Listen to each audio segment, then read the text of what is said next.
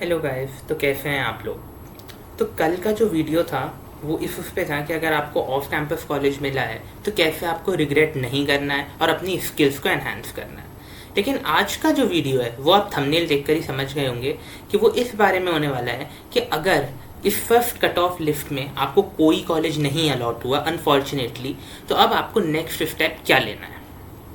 देखो, अभी एक दो दिन पहले डीयू ने अपनी फर्स्ट कट ऑफ लिस्ट जो है रिलीज़ कर दी। काफ़ी सारे बच्चे थे जिनको अपने ड्रीम कॉलेजेस मिल गए, जहाँ वो जाना चाह रहे थे वो चले गए।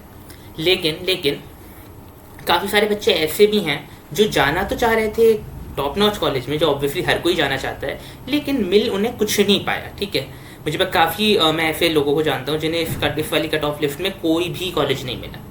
तो देखो, ऐसी सिचुएशन में सबसे पहली चीज़ आपको ये करनी है कि आपको पैनिक नहीं करना है। ठीक है, अब इसमें ना आपकी फैमिली भी आपको ये बोलेगी कि भाई आपको क्यों नहीं कोई कॉलेज मिला, तो पैनिक की सिचुएशन क्रिएट हो जाती है, टेंशन की सिचुएशन क्रिएट हो जाती है। तो सबसे पहले आपको बिल्कुल चिल रहना है, क्योंकि अभी ये फर्स्ट राउंड है। अभी ऐसे 2 राउंड और होंगे और उसके बाद स्पॉट राउंड भी होगा। ठीक है, अभी जैसे ये आपका फर्स्ट राउंड है, उसके बाद आपका सेकेंड राउंड होगा, थर्ड राउंड होगा, फॉलोड बाय स्पॉट राउंड। ठीक है, तो अभी बहुत बहुत सारे चांसेस हैं आपके दिल्ली यूनिवर्सिटी में एडमिशन के। अच्छा, अब देखो, फर्स्ट लिस्ट जो निकली है वो उस प्रेफरेंस लिस्ट के बेसिस पे निकली है जो आपने अभी भरी होगी। आपने जो प्रेफरेंस लिस्ट अपनी बनाई थी उसके बेसिस पे आपको ये फर्स्ट राउंड आपको कॉलेजेस का अलॉट हुआ है।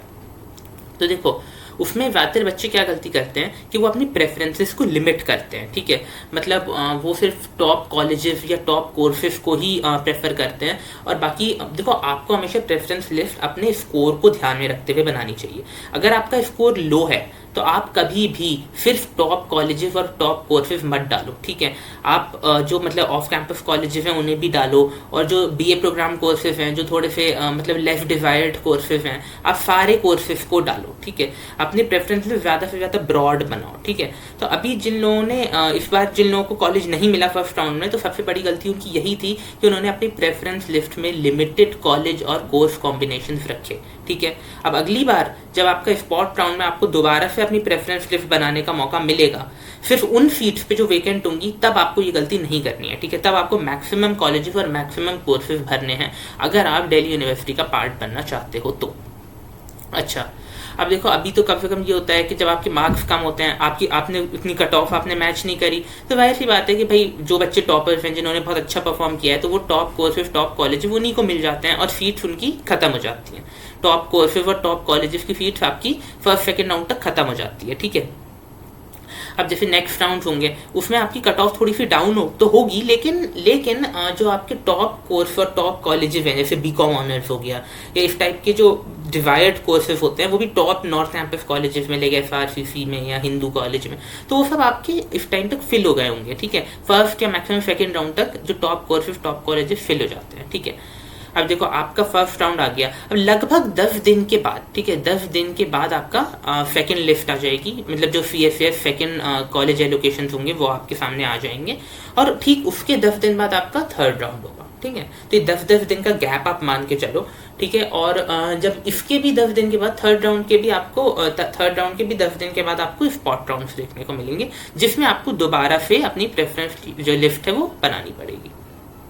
अच्छा, अब एक और जो क्वेश्चन है वो ये है कि अगर हमारा जो जैसे इस बार हमें कोई कॉलेज अलॉट नहीं हुआ, ठीक है, तो क्या हमें अपग्रेड करने की ज़रूरत है। तो इसका ऑब्वियस आंसर है नहीं। अगर आपको कोई कॉलेज नहीं अलॉट हुआ तो आप क्या अपग्रेड करोगे, आप किस चीज़ पे अपग्रेड करोगे। आपको तो कुछ अलॉट ही नहीं हुआ, तो आप बिल्कुल ऐसे ही छोड़ दो उसको। ठीक है, पोर्टल को, वो ऑटोमेटिकली अगर नेक्स्ट कट ऑफ में, नेक्स्ट जो आपकी कट ऑफ रिलीज होगी उसमें अगर आपने कोई सी भी आपकी कट ऑफ मैच हो रही है तो आपको वो कॉलेज अलॉट हो जाएगा। तो अभी आपको अपग्रेड भी नहीं, आपके पास ऑप्शन ही नहीं आएगा। ठीक है, अपग्रेड का और फ्रीज का ऑप्शन सिर्फ उन्हीं बच्चों के पास आता है जिनको फर्स्ट लिस्ट में कुछ अलॉट हुआ है। ठीक है, जिनको कुछ अलॉट हुआ ही नहीं है तो उनपे ऑब्वियसली ये ऑप्शंस आएंगे ही नहीं। ठीक है, अच्छा, तो आपको there no need to update. ठीक है, अच्छा, और फिर उसके बाद ये हो जाएगा कि भाई जब स्पॉट राउंड में आपको बहुत केयरफुली ध्यान रखना है। देखो, वैसे मैं तो यही चाहूँगा, और जनरली होता भी यही है कि आपको फर्स्ट में नहीं तो सेकंड में या थर्ड तक कुछ ना कुछ मिल ही जाएगा। ठीक है, पहली बात तो इतनी नौबत आई ही नहीं कि हमें स्पॉट राउंड तक जाना पड़े, लेकिन अगर अनफॉर्चुनेटली स्पॉट राउंड तक जाना पड़ रहा है, फर्स्ट सेकंड और थर्ड में कुछ नहीं मिला,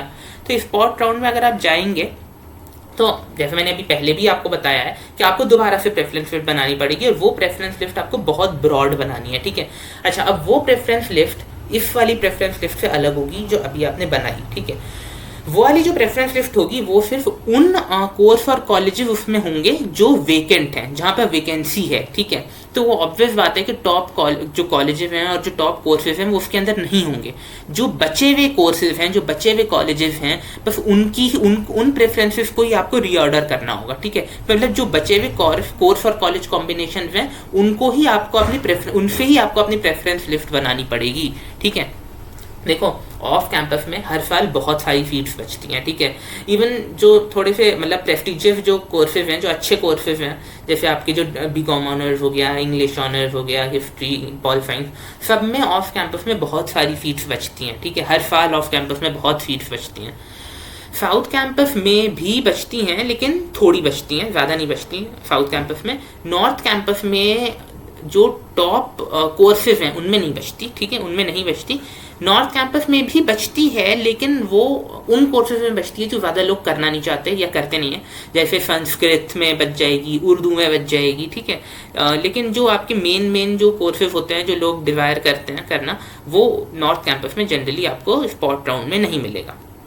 लेकिन फिर भी ये है कि स्पॉट राउंड तक अगर आप टिके रहोगे तो आपके 90% से भी ज़्यादा चांसेस हैं कि आप DU में किसी न किसी कॉलेज में या किसी न किसी कोर्स में आप जो है आ जाओगे, आपका सिलेक्शन हो जाएगा।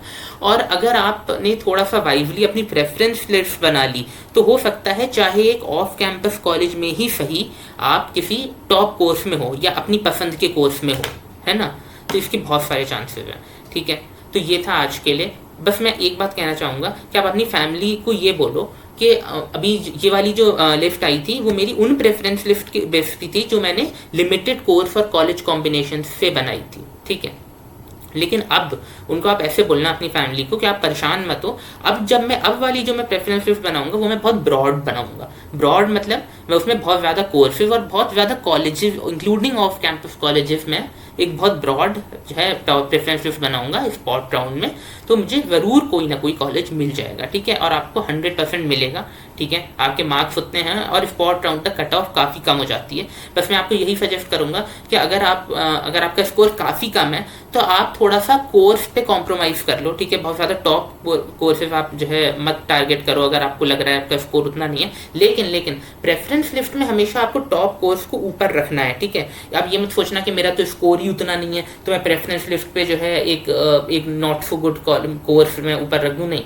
जो स्पॉट राउंड में जो भी आपको टॉप कोर्स और टॉप कॉलेज लग रहा है वो आपको ऊपर रखना है, ठीक है। लेकिन आपको भरना सब कुछ है, क्योंकि स्पॉट राउंड में आप रिस्क नहीं ले सकते। स्पॉट राउंड तक अगर आपको कुछ नहीं मिला है तो आपको सब कुछ भरना है अगर आप DU का पार्ट बनना चाहते हो तो, और आप बनोगे, ठीक है। तो this was for this video. अगर आपको वीडियो पसंद आया या हेल्पफुल लगा तो please like, share and subscribe. और अगर आपको कुछ पूछना है तो आप कमेंट्स करके पूछ सकते हो, ठीक है guys. Thank you, have a nice day.